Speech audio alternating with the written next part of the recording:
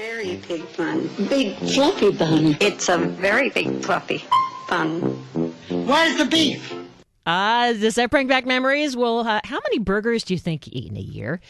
Chances are, I'm calculating maybe about 100, maybe 200. I don't know. We'll find out for sure in a second. But this weekend, we know, kicks off the grilling season. And for many of us, that will be a burger on the Barbie, along with some other great options. And when it comes to the burger, what is it that makes it really juicy and great and memorable and unique and yet classic? And do you dare mess with the original thing? Well, Adam Fleishman, who is the owner and chef at Umami Burger, would say yes, yes, yes. And so great to have you here. Adam. Hi. So here you are, even wearing your Umami T-shirt, the classic. Always wearing one. I have 27. So clarify for everyone that the whole idea of what umami is supposedly the fifth sense, and according to Japanese scientists, is that right? It's the fifth taste, actually. So it's like your tongue can detect only 5 tastes. The rest are sort of smells and flavors. And the only things your tongue can detect are sweet, sour, salty, bitter, and umami. Those are the only 5 tastes. And what does umami do for you? Umami is the savoriness that most people crave. If you're craving a burger, you're probably craving umami because that's the savoriness of the burger. So how did you fall upon this concept? You know, I knew about it from cookbooks that, a lot of European chefs are into umami, and they're doing their big fancy, tasting menus around it and things. So I was into it through there, and sort of the epiphany was I was eating a burger one day that I really love here in L.A. Which one? The In-N-Out burger. Yeah, I mean, it's up there. Yeah. That's always been my favorite. So I was eating that, and I was thinking, God, why do I crave this burger and not someone else's fast food burger? And then I realized it was because of the umami in it, because those burgers have so much umami that was causing the craving in it. So I decided to create a burger that was bigger, fresher, and more umami. Wow. And more high-end, so that it would be, it would appeal to a more grown-up audience. Well, you even have valet parking at your places. We have valet parking. We have martinis. Crazy. We have nice decor. Yeah. It's a different sort of thing. It's nice enough to go on a date in, but it's still a really good gourmet burger that satisfies your cravings for umami. You even have the manly burger, don't you, on the menu? We have the manly burger. We have. I'm kicking around I'm doing a new burger concept actually. That's going to have. I'm kicking around the moms and the dads burger, and then maybe the kids burger like too. Like the Ooh Daddy burger. Yeah. Something like that. That's or cute. Or the daddy burger. That's cute. Yeah. But some people might say, "Oh, come on, Adam, that sounds great." But I mean, can you really mess with the original thing, or? Sure. Yeah. You totally can if you keep the traditional elements intact. In some ways, our burger goes back to sort of the pre-mechanized burger in the sense that it's pretty handmade, kind of slapped together. So you have to stick to tradition.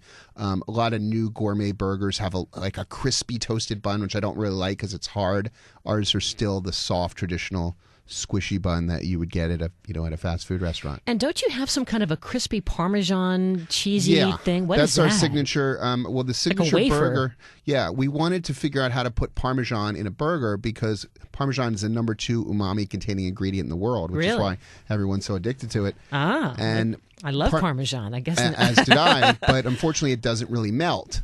Because it's so hard and aged and has all that umami in it. So what we did was we melted into a wafer, which is crispy, and that adds the crispy texture as well as the flavor, and it solved the problem. Genius. Pure genius. So you must be at home. Are you like experimenting with new burgers all the time? All the time. Yeah? All the time, yeah. This totally weekend you're going to be grilling and everything too, you think? I will be. Yeah. I will be smoking tomorrow, so 9 hours of smoked brisket, which will end up on a burger. Ooh. Yeah. That sounds yummy. And also be experimenting with the new concept burger, the Mommy Daddy Burger that I'm working on right now. Wow. Well, so as you were coming up with just like the idea of the umami experience, you want it to be memorable, right? Yeah, absolutely.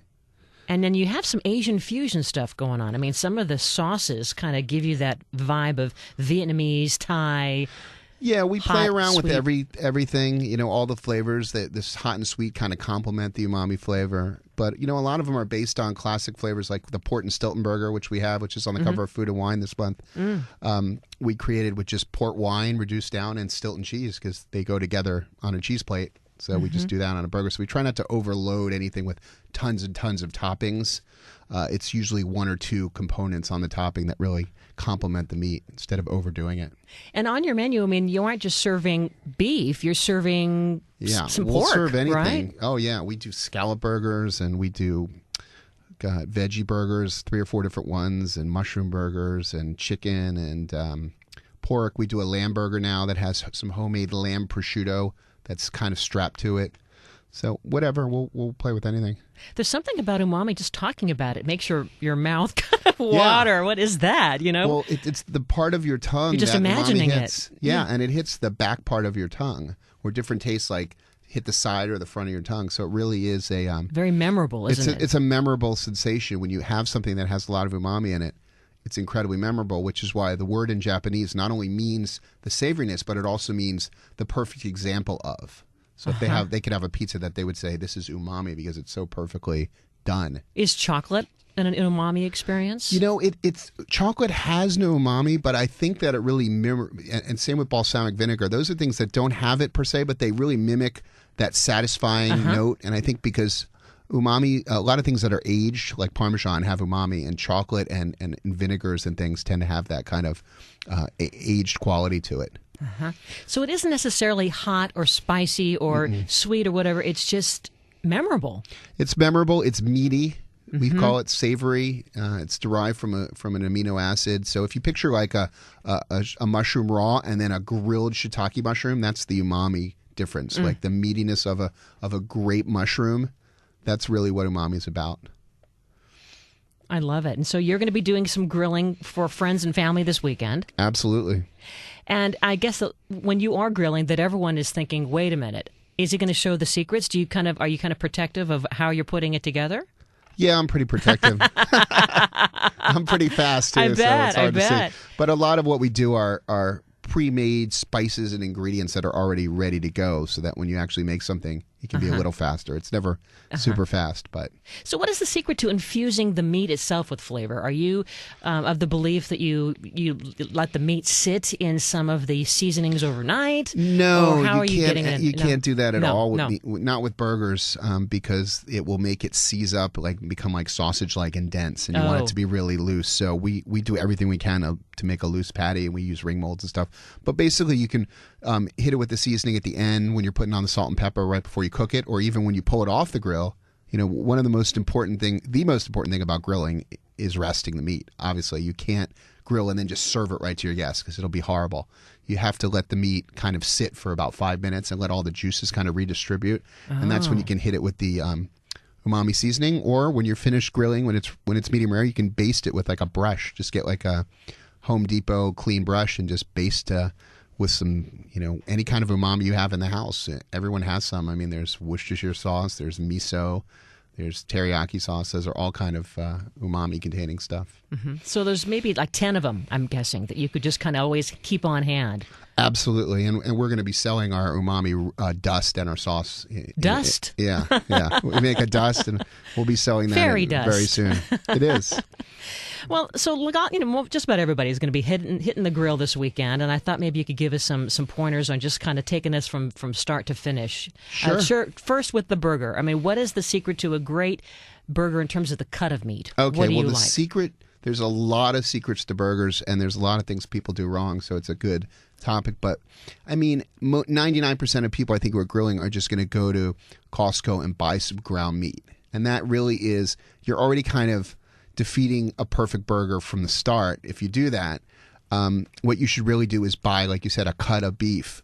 You could buy chuck. If you want to get higher end, you can buy skirt steak or sirloin or brisket, or there's tons of cuts. There's flat meat and there's hanger steaks, and it gets very high end. You don't want to use like ribeye or tenderloin though, because those don't make good burgers. Something that's really marbled, and all you do is you take it home and you put it in the freezer for about 20 minutes so it gets really cold, not frozen, and then you just pulse it in your food processor with a very sharp blade, and that way you're going to, unless you have a meat grinder, you're going to have a perfectly ground beef. You're going to have perfect ground beef that's tastes 100 times better than the stuff you buy. I like that, and that's going to be better because the pre-ground is the pre-ground becomes oxidized over time, and when you and you can't choose your cut of meat. It could have anything in there. So when you're actually choosing the cuts you want, you're using better quality meat, and you're not oxidizing it, and it's going to be much fresher.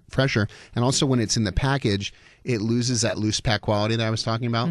So when you grind it, you just grind it right onto a pan, just loose, like just have loose meat, and then just kind of barely form it with your hands into patties that are barely holding together. All right, so speaking of Costco or any of these big, large grocery stores, we're all trying to save a buck. We'll go and we'll load up on meat, right? Yeah. So is there an error in all this by freezing some of our hamburger? I mean, is it possible to get the cut of meat, to grind it like you say, to make patties and freeze it? Will it still be as tasty? You can. I've never tried it, actually. Yeah. I don't even use the freezer. Okay. I don't even own one. Oh, okay. Wow. Yeah. Right. To me, the freshness is right really, from the cow to the grill. Yeah. No, it really is. It's that fresh. It's important to know because I think a lot of us are trying to, buy our food and budget and so forth, and so freezing makes sense, at least for me, to try to stretch it out. But yeah, or if you're buying the steaks for your barbecue, just buy more for the hamburgers as well. All right, well, don't go away because we want to talk more about grilling these great burgers. Some pointers from the chef and founder of Umami Burger. What is umami? Well, we've been talking about it. It's savory, and as someone yelped, I think they sprinkle crack on these burgers. Not really, but these are really all the rage. We're learning how to do it just like him, Adam Fleishman, and Cindy Dole here. This is Home Wizards, sponsored by the California Farm Water Coalition. Food grows where water flows, and that is their mission. Home Wizards continues in a sec. Let's go. You got women on your mind. You might have burgers, too. It is summertime grilling time. Cindy Dole, hi there, Home Wizards. We love talking about ways to just have a better life in the spaces you call home, inside and definitely outside this weekend, right? Adam Fleishman, the owner and chef at Umami Burger, says, boy, we can have all kinds of fun. Just kind of think outside the box. Think of those seasonings, those sauces, whether it's Worcestershire or Miso or whatever it is that's going to really reach to that back end of the tongue and is going to make you feel like I've got to have it again, right? Because it taps into your memory. Exactly. And so thanks for hanging out with us, Adam. Yeah. And we're looking forward to a pizza connection in all this, right? Absolutely. Well, the two American foods that have the most umami are pizza and burger. So it's kind of ironic that I'm going into pizza after burgers. So we're going to be opening a pizza chain that's called 800 Degrees, and the first one's in Westwood, opening this summer. Now, can we have an umami that's low fat and low carb sometime, please? Oh, yeah, absolutely. Okay, good. Well, the flavor of umami doesn't have a lot of fat or carbs. It's all the other stuff. It's all the other stuff you mix with it. I mean, I guess you get a protein style. I mean, are you guys doing that, the protein style? We always thing? have done that. Yeah. We've always done that because some people have like gluten allergies. They can't eat a bun, so we wrap it in this beautiful butter lettuce. And, to be honest, it tastes just as good. Oh, I love that. That's what I get all the time great. is the protein wrap Yeah. wherever I go. Yeah. So I've got to ask you, here you are with the 5 locations of the Umami Burger and all these great things coming your way. And you were saying you started out all on your own and now it's just gone gangbusters. But you still love to eat out. Absolutely. And so when Love you were it. looking at other burgers, you mentioned In-N-Out, but who would you say are some of your competitors that are right up there, pretty darn close to the taste experience that you offer? I never really found any. That's kind of why I did it myself. I mean, I was looking, and I still think In-N-Out is the best one around. Not Tommy's or... Well, Tommy's is good too, but they're in terms of high end restaurant style burgers, I felt a lot of them were kind of missing that love. So there are a few restaurants that do high end burgers, but I make so many that I just never seem to order them much anymore. But there's it's more fun experimenting to me and creating my own than sort of trying other people's. But it's great. I love the food. How often do you eat burger throughout the week? I have to taste stuff and usually components. So nibbles. So probably like once a week. That's all. We do a lot of business meetings at the restaurants, and then I see the food come out, and I just want to.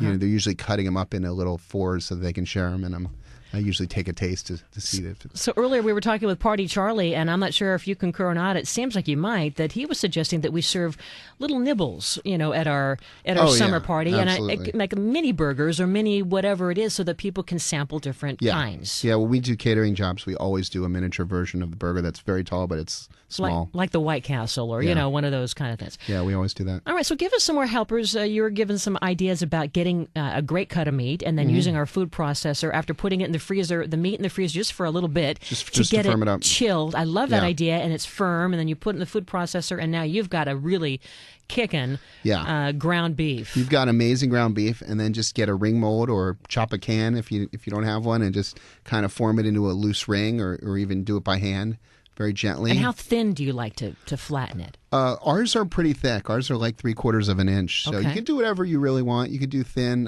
If you're grilling, you need a thicker one because you can't really grill sort of ultra thin stuff unless you have special, setup. But we make them fairly thick if we're grilling them. Mm-hmm. And then another trick you can do is, we like to cook on cast iron. So you can actually take a cast iron, they call it a plancha, like a square that you get at Home Depot, and you can actually put it on your grill while you're warming it up. Oh, wow. So you can actually blast sear the burger on your grill and still get all the smoke coming in it and close the door and everything. So that's a fun thing to do as well. And then you get that crazy blackened kind of caramelization, but the inside still kind of medium rare, which is what we like. And pay a lot of attention when you're grilling to the temperature. You don't want to just walk away and hang out with your guests and then come back and everything's kind of dried out. You want to err on the side of pulling it off the grill a little earlier after it's kind of charred and then letting it rest for you were saying minutes. how important it is for the meat to rest, but I'm a fanatic. Like my coffee, I want my burgers and my eggs hot, hot, hot, hot, hot. Can't stand it room temperature. So how am I going to let it sit but still have a hot burger? I always tell like In-N-Out or wherever I want it extra well hot. You like it hot? Like hot. You can let it rest, and if you're doing steaks too, and then you can put them back on the grill at the last minute to bring them back up to temperature and then Just for serve a them, second. and they won't overcook. Yeah. Okay. Yeah, that's a good way to do it. So you have a thick burger that's already rested, the juicy, and then just throw it on the grill for 30 seconds, flip it over 30 seconds, and then serve it. It'll be hot. And I'm guessing when you put the burger on the grill, you're just cooking it on one side. Mm-hmm. Exactly. Right? And then one the other side. Yeah. one time on each side. One basically. time on each side. Exactly. Yeah. You You never like want if to you press goof, on you don't it. go back, right? Yeah.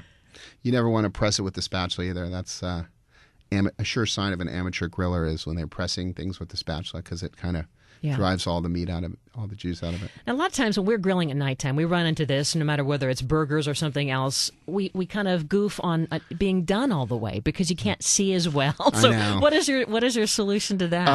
'Cause, it's dusk, it's nighttime or summer entertaining. Yeah, if you do them enough, you can tell by the resistance when you push it.